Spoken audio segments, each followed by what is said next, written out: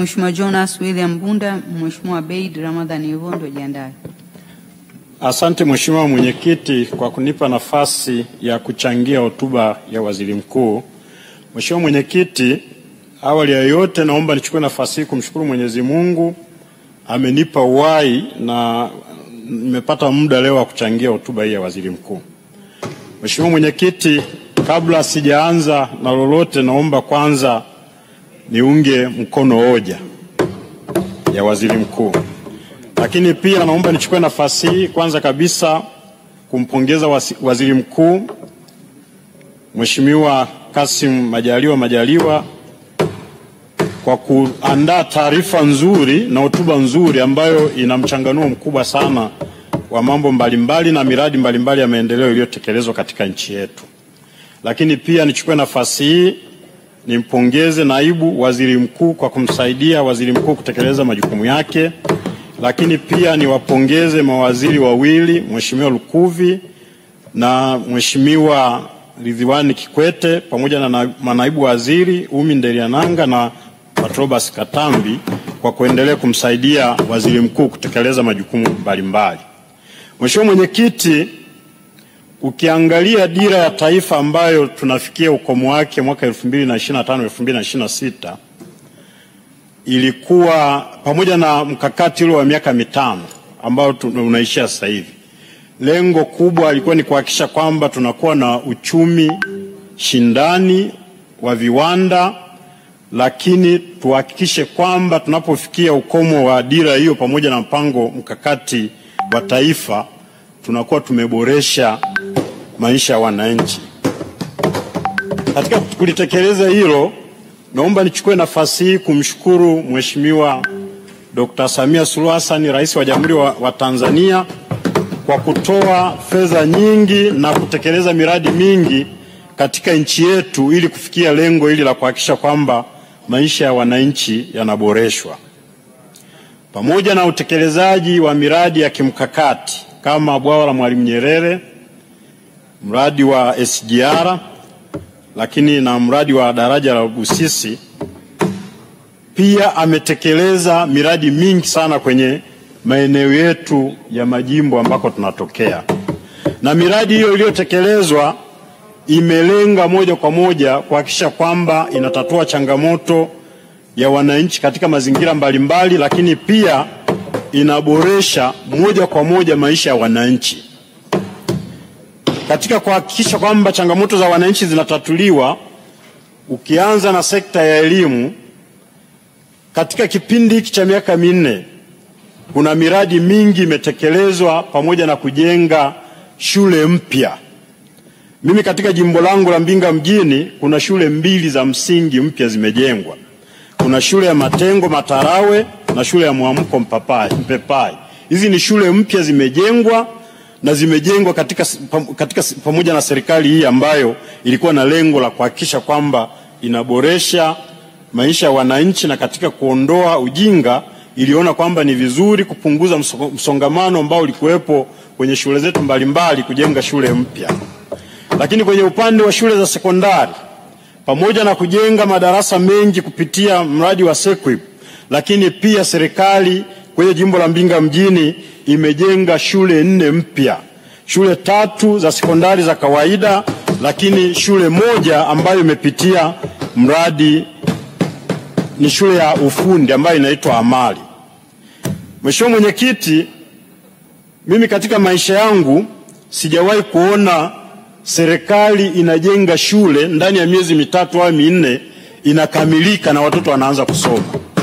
Kwa hiyo naomba nichukue nafasi hii kuipongeza sana serikali inayoongozwa na Daktari Samia Suluhu Hassan kuhakikisha kwamba imefanya vizuri kwenye sekta ya elimu, kujenga shule, kupunguza msongamano kwenye shule mbalimbali. Lakini pamoja na hiyo, kwenye upande wa elimu, serikali ilitoa zaidi ya shilingi bilioni 1 kukarabati chuo kikongwe cha Maendeleo ambacho kimekaa muda mrefu na majengo yalikuwa yamechakaa, lakini naipongeza serikali, majengo yake yamekarabatiwa na sasa hivi chuo hiki kinaendelea vizuri. Mheshimiwa Mwenyekiti, kwenye swala la afya, katika mpango ule wa kuhakikisha kwamba serikali inaboresha maisha ya wananchi, naomba niipongeze serikali kwa kufanya mambo yafuatayo. Kwanza, kuendelea kutoa fedha nyingi kwa ajili ya kununua madawa pamoja na vifaa tiba. Lakini pia serikali ilitoa msaada wa kujenga zahanati 13 katika jimbo langu. Lakini kwa nyongeza ya hiyo, serikali pia ilitoa fedha ya kujenga vituo vya afya 2 vipya. Mheshimiwa Mwenyekiti, halmashauri ya mji wa Mbinga ilikuwa na changamoto kubwa sana ya uchakavu wa majengo ya hospitali ya wilaya. Mwaka juzi serikali ilitoa milioni 900 kuanza kufanya ukarabati katika majengo ya. Sasa hivi nataka niseme kwamba majengo 3 ya OPD, jengo la maabara pamoja na jengo la wagonjwa mahututi yameshakamilika, na wananchi wale wamefurahi sana kwa sababu mazingira ya hospitali ile yamebadilika. Mheshimiwa Mwenyekiti, kwenye sekta ya maji, mji wa Mbinga pamoja na maeneo mengine ya pembezoni yalikuwa na changamoto kubwa sana ya maji. Pamoja na kwamba sisi kule tuna vyanzo vingi vya maji kwa upande wa mteremko, lakini bado kulikuwa na changamoto ya upatikanaji wa maji kwa wananchi. Lakini naomba nishukuru serikali ilitoa miradi mikubwa katika kata ya Mbangamao, kata ya Mpepai, kijiji cha Ruvumachini, kijiji cha Tanga, kijiji cha Kitanda, Utiri, Miangayanga. Maeneo yote yamepelekwa miradi mikubwa kwa ajili ya ujenzi wa miradi ya maji. Lakini pia kwa Mbinga mjini tulikuwa na changamoto ya maji. Serikali ilitoa shilingi bilioni 1 na milioni 800 kwa ajili ya kuhakikisha kwamba tunaongeza upatikanaji wa maji.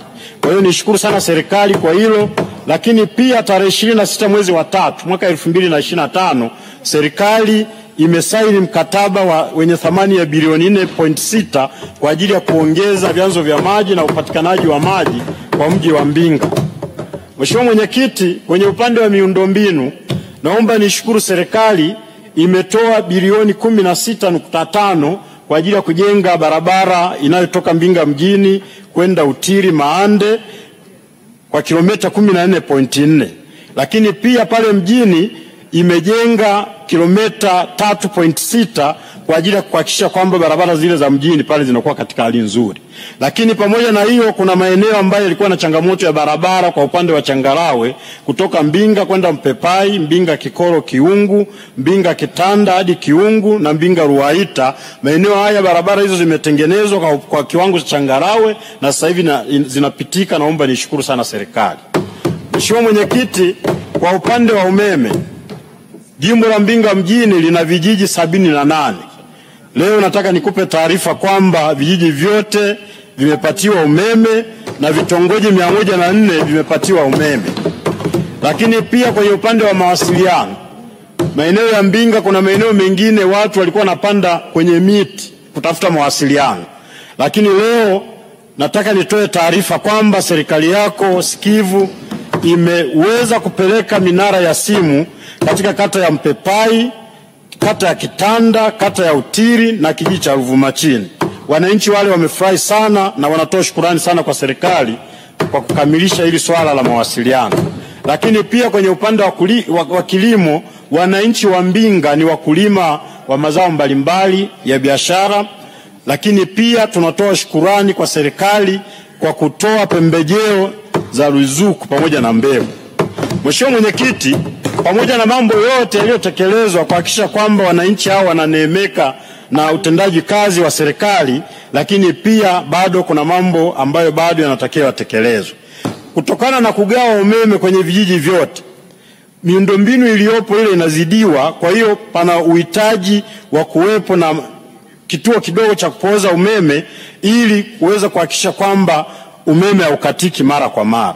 Lakini pia wananchi wale wanahitaji zile barabara zinazosafirisha mazao kuja mjini, kama barabara kutoka Mbinga kwenda Litembo, barabara kutoka Mbinga Pachani hadi Longa. Wananchi hao walikuwa wanahitaji barabara hizo zitengenezwe ili waweze kupitisha mazao na kuweza kuneemeka katika eneo lao. Mheshimiwa Mwenyekiti, katika hali ya sasa hivi na kwenye bajeti ya safari tulikuwa tunaomba tuweze kupata shilingi bilioni 1 kwa ajili ya kuendelea kumalizia ukarabati wa hospitali ya mji wa Mbinga. Lakini mji wa Mbinga upo katika miji 45 ambayo itatakiwa ineemeke na mradi wa TACTIC. Miji mingi imeshafanikiwa, sisi tulikuwa awamu ya 3. Kwa Kwa hiyo nilikuwa naomba serikali iweze kuharakisha utekelezaji wa miradi hiyo ambayo tutakuwa na kujenga barabara kilomita 12.6, mradi wa soko, lakini pia stendi mpya. Mheshimiwa Mwenyekiti, kwa sababu serikali imejenga madarasa mengi, imeongeza miundombinu ya shule za msingi pamoja na sekondari, bado tuna changamoto ya wafanyakazi, walimu, lakini na kwenye vituo vya afya wafanyakazi wa afya. Mheshimiwa Mwenyekiti, mwisho kabisa nilikuwa naomba kwamba ili kuendelea kuwapa moyo wale wakulima ambao wanalima mazao mbalimbali ya kahawa na ya chakula, serikali iangalie uwezekano wa kuhakikisha kwamba inaimarisha na kutafuta masoko mbalimbali ili wananchi wale waweze kupata masoko ya uhakika. Mheshimiwa Mwenyekiti, nashukuru sana kwa nafasi na ninaomba niunge mkono hoja. Asante sana Mheshimiwa Jonas William Mbunda.